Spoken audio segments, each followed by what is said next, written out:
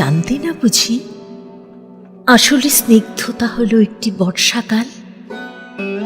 কেউ বলেনি তোমাকে? সে এমনই বর্ষাকাল যে নিজের ইচ্ছে মতো সারা বছর ভেসে বেড়াতে পারে, ভেসে বেড়ায় আকাশে। আজ এখানে বৃষ্টি হলো খানিক, তো কাল ওখানে বাদলা।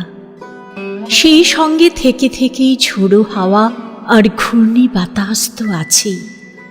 আমি চোখ বন্ধ করলেই দেখতে পাই, যেই বৃষ্টি শুরু হলো অমনি বাচ্চারা সব হাত ছাড়িয়ে ছুট লাগালো মাঠে ঘাটে, আর মাটির দেয়াল ও টিউকলের সামনে দাঁড়িয়ে গাঁয়ের বউরা খাল থেকে বিল থেকে তাদের হাঁসগুলোকে ডাকতে লাগলো, চই চই চই চই চই চই। আজ থেকে প্রায় 1 শতাব্দী আগের বাংলায় তোমার এক বাল্যসখী তোমাকে চই চই বলে ডাকতো আর খেপাত। তোমার মনে পড়ছে কি?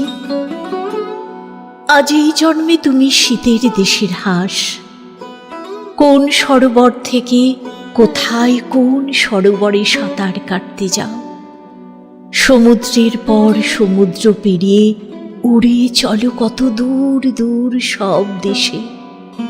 কিন্তু এবার এই জন্মেও একজন তোমাকে তোমার সেই 100 বছর আগেকার ডাকনাম ধরে ডাকছে, একেবারে নিঃশব্দে ডাকছে, চই চই চই চই চই চই। আর তুমি বোধহয়